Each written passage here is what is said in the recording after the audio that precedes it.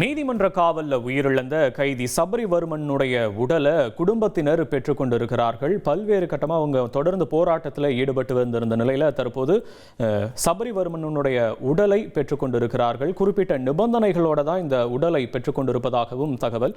கூடுதல் விவரங்களோடு இணைகிறார் செய்தியாளர் பிரசாத். பிரசாத், வணக்கம். என்னென்ன கண்டிஷனோடைய உடலை பெற்றிருக்காங்க? வணக்கம். ஈத்தங்காடு பகுதியைச் சேர்ந்த மாற்றுத்திறனாளியான சபரிவர்மன் ஏற்கனவே செந்தாமரைக்குளம் போலீசாரால் கைது செய்யப்பட்டு நாகர்கோவில் சிறைச்சாலை அடைக்கப்பட்டிருந்தார்.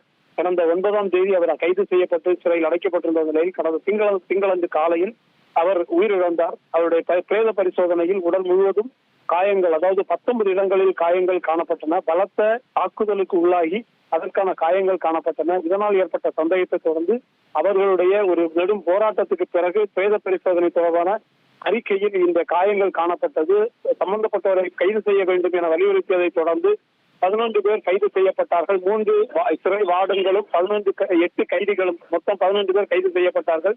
தொடர்ந்து பிரேத பரிசோதனையில் சில சந்தேகங்கள் இருப்பதாக அந்த குடும்பத்தினர் தெரிவித்து பிரேத சடலத்தை வாங்க மறுத்திருந்தார்கள். அந்த அடிப்படையில் பிரேத பரிசோதனை மேற்கொண்ட போது பதிவு செய்த வீடியோவை அவர்களுக்கு சிடியாக குடும்பத்தினருக்கு வழங்கப்பட்டது.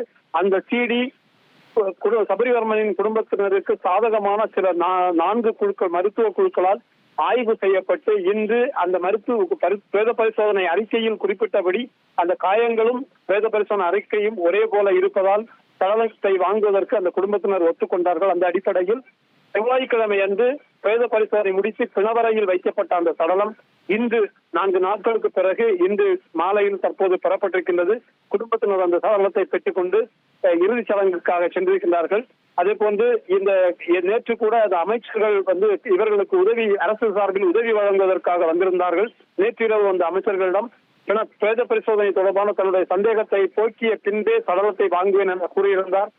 அதன் அடிப்படையில் அமைச்சர்கள் வரும்போது அரசு தரப்பிலிருந்து இந்த குடும்பத்திற்கு சில உதவிகளோடு வந்திருந்தார்கள். அதாவது மனைவிக்கு ஊரக வளர்ச்சி முகமை மூலம் தற்காலிக பணி, 10 லட்சம் ரூபாய் நிவாரணம், குழந்தை படிப்புக்கு 3 லட்சம் ரூபாய், அதே போன்று ஒரு இலவச வீட்டுமனை, இலவச வீடு கட்டும் திட்டத்திற்கான 3.5 லட்சம் ரூபாய் உத்தரவு ஆகியவை கொண்டு வந்திருந்தார்கள். அதை வாங்குவதற்கு குடும்பத்தினர் மறுத்தார்கள். தங்களுடைய பிரேத பரிசோதனை தொடர்பான சந்தேகங்களை போக்கிய பின்புதான் நாங்கள் வாங்குவோம் என கூறியிருந்தார்கள்.